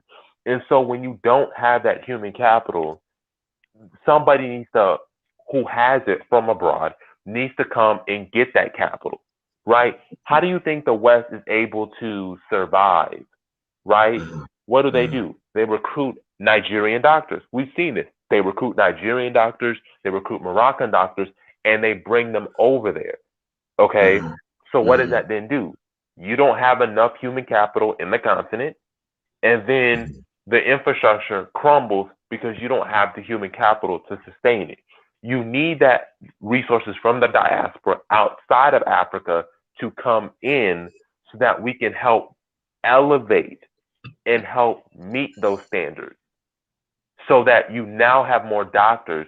Therefore, when you have more doctors, you can now give African people better health care. So That's just an example. yeah. So the HBC, so like let's say with the medical doctors, for example, then are we talking about a twofold situation? In example, let's just say HBCUs for example, they have medical schools. Let's just say Morehouse School of Medicine. Let's just say Howard University and Meharry, those three. So are we talking about those types of schools setting up training clinics in Africa, along with people who are already medical doctors as practitioners being given incentives to be a part of training and additional kind of work in African countries? Well, we talking about a twofold situation, both the schools and the practitioners who are already working in their profession. Yes, because when you build these clinics and you provide them with the equipment, that gives them motivation to stay. Part of the reason why African doctors leave is because they don't have the access to the equipment, or they don't have access to, the infrastructure. So they don't have access to, proper, like MRIs, or they don't have access to, oxygen tanks. So they don't have access to this. But when the HBCU comes in and they build these, training clinics, and they give them access, um, to these resources, it's going to motivate them to stay. And Bruce Lee, he says, why do skilled labor leave if there's a shortage? They leave because there is a shortage. They leave because they don't have enough. Okay, Nigerian doctors have talked about the fact that they've worked in clinics in Nigeria, and they have to do what's called miracle. And like Will too said, it's money too. Part of it is money, but part of it is also the fact that if you're a Nigerian doctor and you don't have, you know, the medical equipment, I'm going to stay in a country that I've trained all of this. I have this knowledge, and I'm not being provided, the necessary equipment. Then I'm going to leave. But I have a I'm going to feeling leave. though. I don't know whether my comment is going to be a slight pushback on you, Jabari, but I would say that whenever I hear those statistics, for some reason, even though you make a great point that it's access to, let's just say, the medical equipment and infrastructure, I always think that somehow the idea is that the doctors don't get paid in any close fashion to what they would get paid in Canada, the United States, or the EU. So I always think it's about money regarding employment compensation. But I could be I wrong. But disagree. I disagree because there's something called GDP nominal and GDP PPP.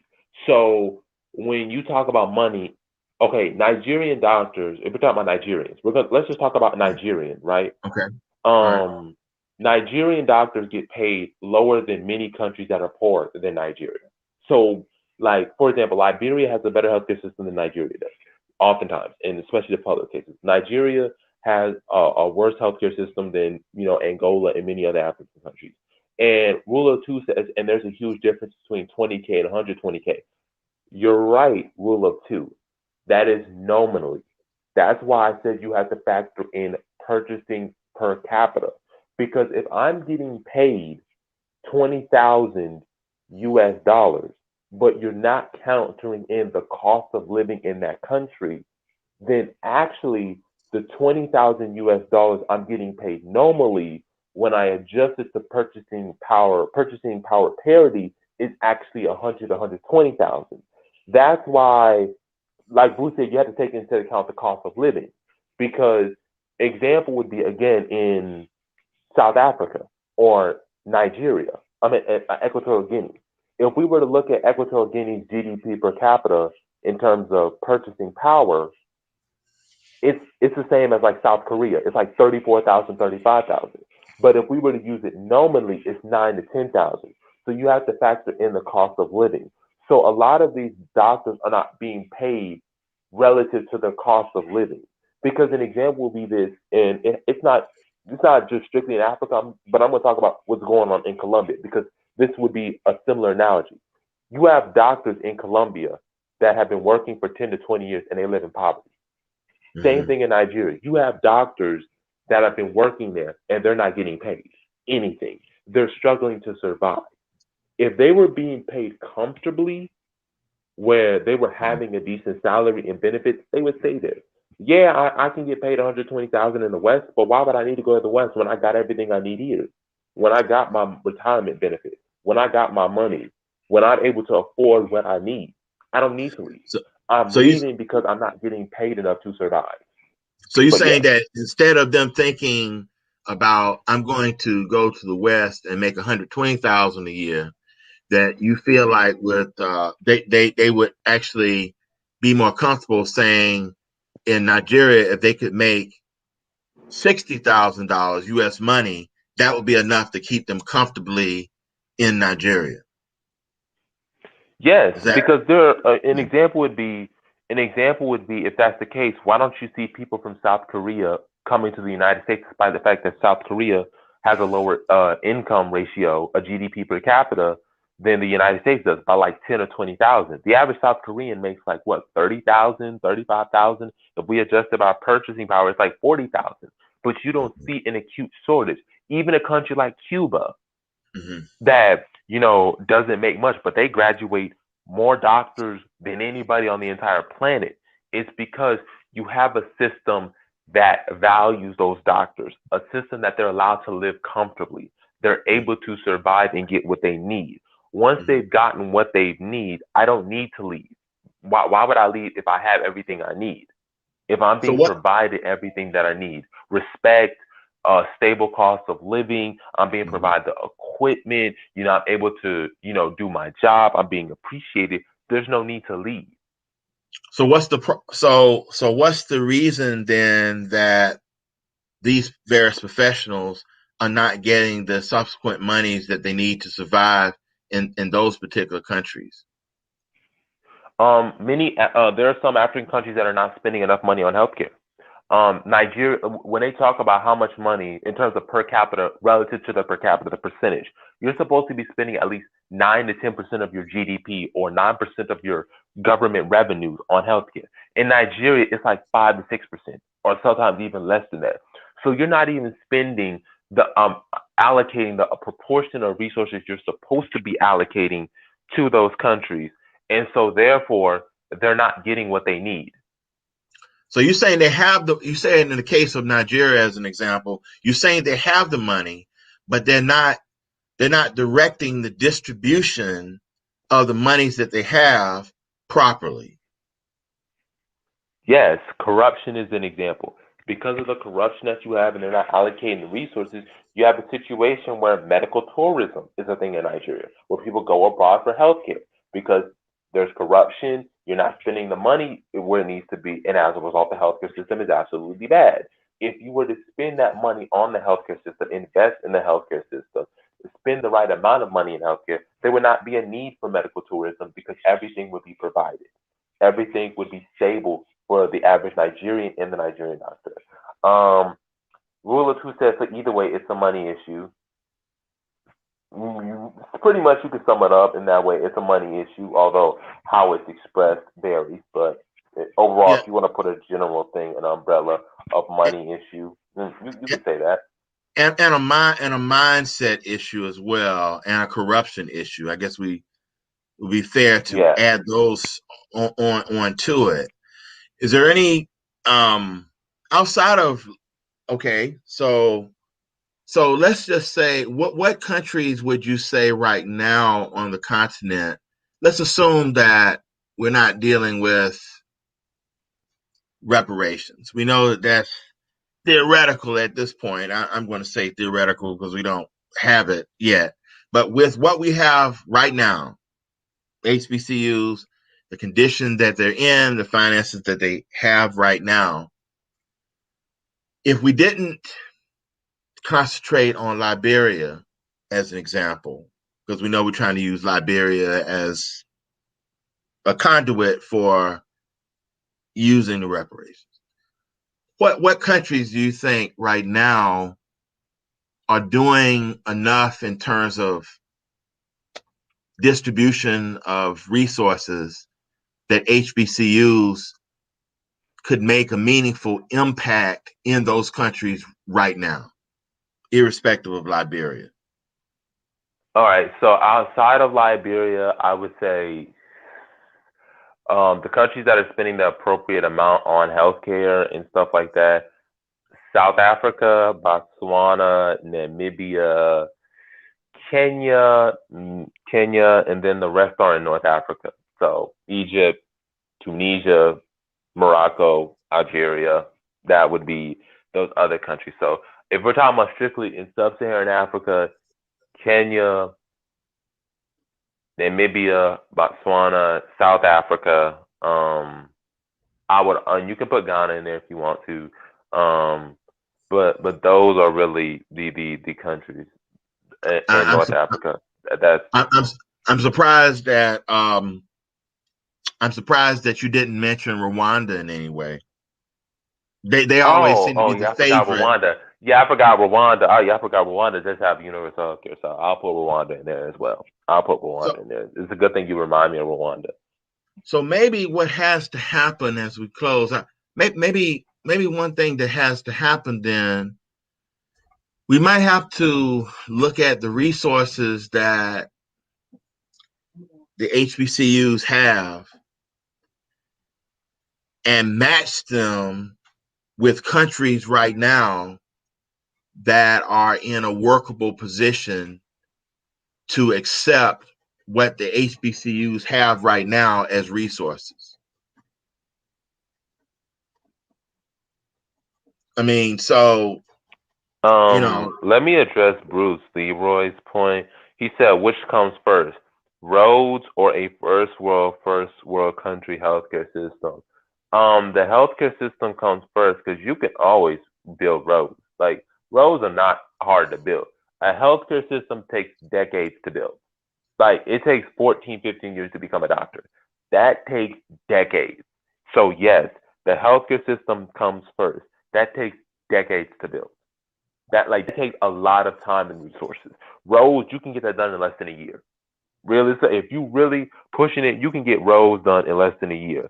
But in terms of doctors and healthcare, that takes decades, like 10, 15 years to create doctors. And then it takes an additional time for them to get into the workforce and stuff like that. So you're talking 2 to 3 decades. So yes, the first world healthcare system is important and it comes first. does he miss the in certain ways, does he miss the thrust of your mindset in that question? Because the implication in that question is that you need to be able to see physical infrastructure versus what would be considered soft infrastructure. Is that Yeah, the I was like, you need to implication? see. Yeah, yeah. So I would say that, yeah, I understand you need hard infrastructure, but you can have hard infrastructure and not have, the people to run it, because you can have all the hard infrastructure you want, but if you don't have the human capital to run it, then it's pointless. Like once I have all my medical doctors and I have all my engineers, I can afford to maintain um everything. So, nobody's saying that, infrastructure is not important. I'm a huge advocate for infrastructure. That's why I became a civil engineer. But you need to have all of the soft infrastructure and stuff that is extremely valuable, like engineers, like a healthcare system, first before we can do the infrastructure part. Because the healthcare system takes decades to build, and that's the most important thing. I'm not saying, like I said, you know, if something bad were to happen, let's say you were to have a road, let's say we would have all the hard infrastructure, right? But we didn't have the healthcare system. If you were to get into a car accident, who are you going to go to for trauma or surgery? And they're not available. That's what I'm thinking about. I'm not saying that hard infrastructure is important because they go hand in hand. But in terms of which one is more important and which one I think would be a priority, I would say healthcare, because people are going to be using that for their everyday lives. And that takes a long time to train. It's not something overnight or 4 or 5 years. You have to get your bachelor's degree. Then you got to take your, what they in America, your MCAT. You got to go to medical school. Then you got to do residency. And then you become a doctor. And that's just a novice doctor. And then it takes you 5 to 10 years. And then you have to make sure that you're meeting up all the requirements. So I think people that's think what that matters. money. I think people think that money is the basis of the first steps that you need to build. I don't think that I don't think we were socialized somehow to believe that human capital is kind of the first step in making progress. So with that, everything is a matter of money. So can you address these concerns like Bruce? Let me see. Yeah, I'm sorry. Rule of two says, okay, I agree with you, Bruce Leroy. I'm just saying everything takes money. So assuming that we assume they're right, how do you address the money deficit again? Or are you saying that the Mm-mm. money is not really the problem, it's something else? No, I agree with rule of two that it's both money and a political will because if you have the political will, you can put the money in the right places.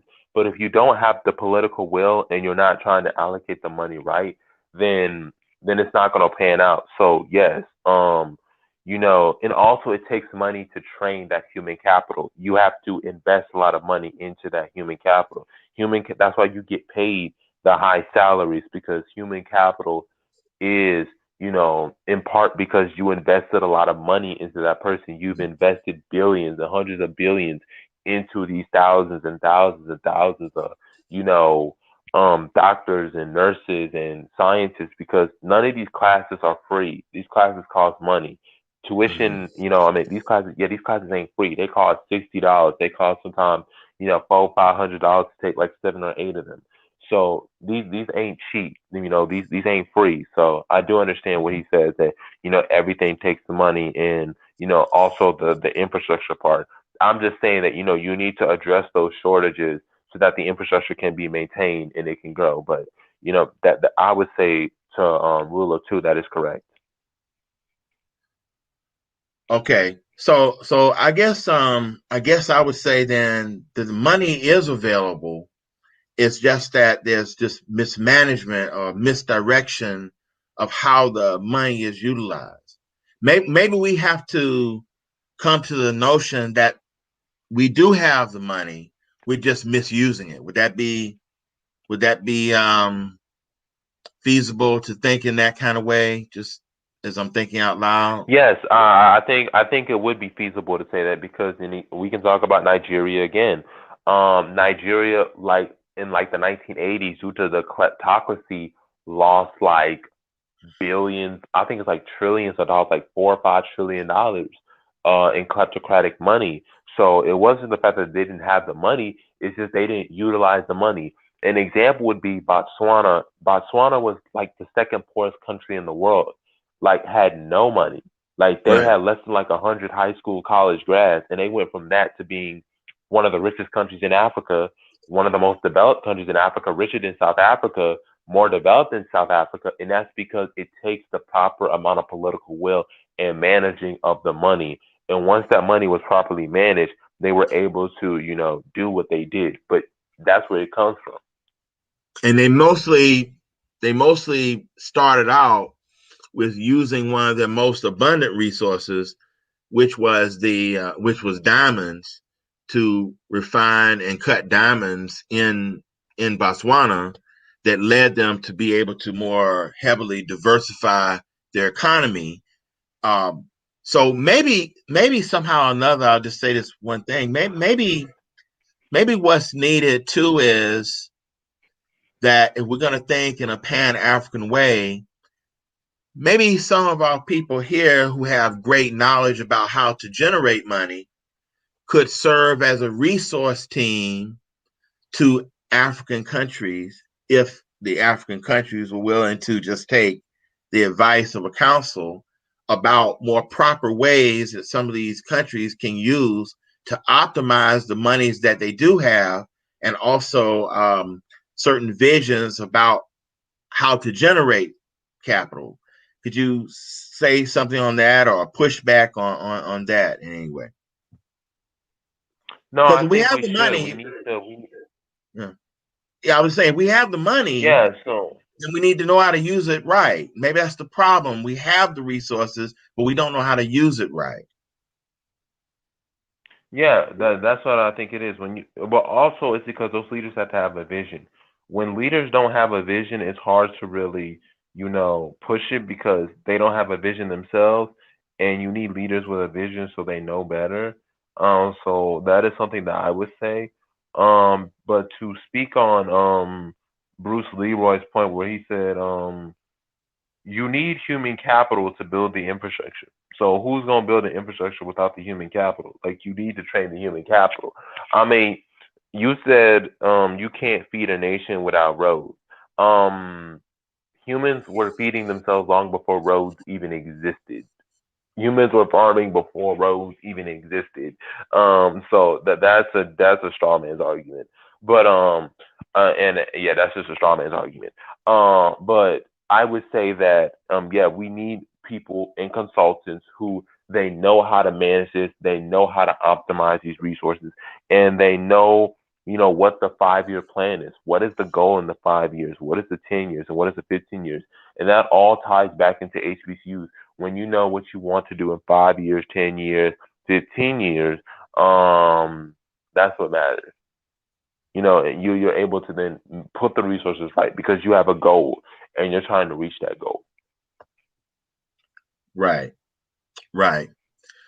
At this point, we're at the 2 hour mark. I don't have any other questions that I can think of.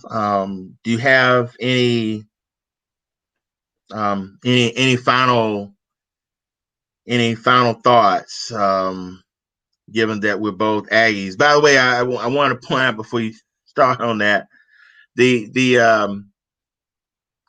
the sort of the Latin phrase that A&T uses as part of its official insignias and stuff is mens es manus, which is mind and hand.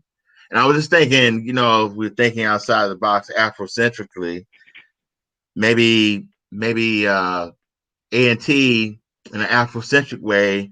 What if they use Akili na Nkono? That's just Swahili for mind and hand. And I only bring that up because a lot of the things that we're talking about is of the mind and is of a kind of a philosophical focus, even about the notion about, do we maximize human capital versus roads? What would be most practical?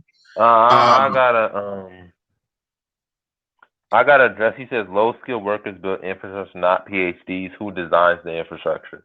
Like that's what you're forgetting. Like who designs it? Yes, construction workers build the hotel, but who designs it? Who looks over it? That's why you have I work. Like I said, I'm a civil engineer. This is like what I do, like what my focus is. And in the civil engineering and construction fields, you have project managers, you have civil engineers, architecture engineers, environmental engineers, electrical engineers, construction engineers. Why? Because we are the ones responsible for designing it. Yes, you're a construction worker, but I'm the one who designs everything. I'm the one who makes sure that where that place is loaded is not located near a how many engineers do you need? You need a significant amount of them. At least, like in America right now, at least like 200,000 engineers graduate per year in the U.S. So if we're talking about in our nation, we're going to need at least 50,000 engineers to graduate per year. Okay. So yes, you're going to need a substantial amount of engineers so that other engineers don't feel overburdened by the right. fact that they have to do all of these tasks because they have a lack of engineers. You're gonna need a lot of engineers. Um, but you The, said these yeah, questions, but yeah, yeah, I know continue. you're going to address the final thing I was saying as we, get out of here, or just your parting comments. But see, that question right there, I think maybe for another day, but somehow many people don't really see the integration on a full level of design and technician. I mean, we No, can deal with the Bruce Leroy. distributions. No. Let me address Leroy's real quick. And this is from the United States Bureau of Labor Statistics. There are approximately 2 million engineers, 700,000 engineering technicians and technologists, and 4.1 million computational professions in the U.S. workforce. So if you add that up, that's about 7 million. If we're talking about civil engineers, we're talking about over 100,000 in America. In America, there's about 300,000 to be exact. Yeah, but There are I guess the 303,000. spirit of what he's saying is he doesn't think that you need very many designers. You just basically need technicians. Yeah, you're gonna need a lot of that. But that's the point. Like he said, you need everything. But you need numbers. Like that's why we at the BI always say about numbers. About numbers because you need numbers. Like it's not good. One engineer is not enough. You're gonna need numbers like 300,000, 400,000, 200,000. You're gonna need those kind of numbers.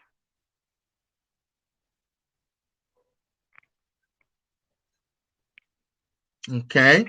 But yeah, Um, I want to thank you so much, Jabari, for allowing me to engage you in an interview, a conversation, a discussion, all those things, intertwined. But I'm very happy to be on the platform with you today in the capacity that I have been. And thank you for sharing your ideas with me and the audience. Any final comments yeah. from Thank you. you?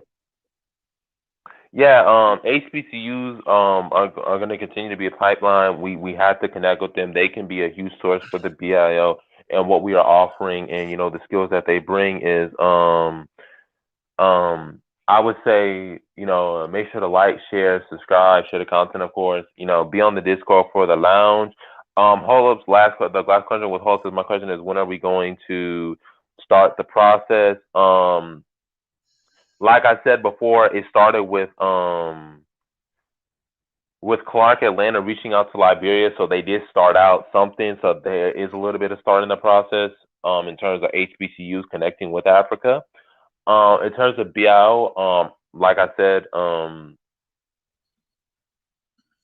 I have to get some more resources. I'm trying to make it fun and entertaining. So I'll discuss with you guys that in the chat. You guys know in the chat what I'm talking about.